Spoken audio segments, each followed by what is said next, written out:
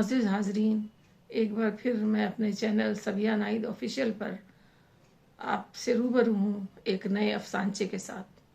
حاضرین، 3 حروف سے بنا ہوا لفظ ماں ایک ایسا لفظ ہے اور وہ جو اتنی وسعت رکھتا ہے کہ انسان کی پوری دنیا اس میں سمائی ہوئی دکھائی دیتی ہے۔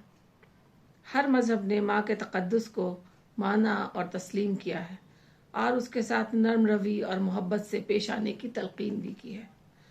دین اسلام نے تو تمام نیکیوں کا محور ماں کو بنا دیا ہے، یعنی ماں کی خوشنودی کے بغیر کوئی عبادت قابل قبول نہیں۔ ماں کے اسی تقدس کے نام میرا یہ مختصر سا افسانچہ ہے، جس کا عنوان ہے جنت کی چابی۔ جنت کی چابی۔ رشو ماموں اپنی ضعیف ماں کو لے کر حج کے لیے روانہ ہو گئے۔ ان کی ماں انتہائی کمزور ہونے کے ساتھ ساتھ کافی اونچا سنتی تھی۔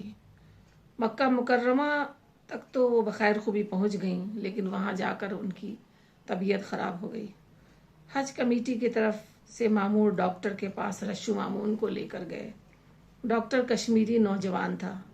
اس نے اماں سے ان کی کیفیت پوچھی تو وہ اونچا سننے کی وجہ سے کچھ سمجھ نہ پائیں۔ رشو ماموں نے اونچی آواز میں ان کو سمجھانے کی کوشش کی۔ ڈاکٹر نے ان سے بھی اونچی آواز میں ڈپٹ کر کہا، حج کرنے آیا ہے اور ماں سے اتنی اونچی آواز میں بات کرتا ہے، کیا کروں، سنتی نہیں ہے۔ بیٹے نے صفائی پیش کی۔ تو کیا ہوا، قریب جا کر آرام سے بولو، ڈاکٹر نے کہا۔ یہ جان لو، تم چاہے کچھ بھی کر لو، تمہاری جنت کی چابی انہی کے پاس ہے۔ بہت بہت شکریہ۔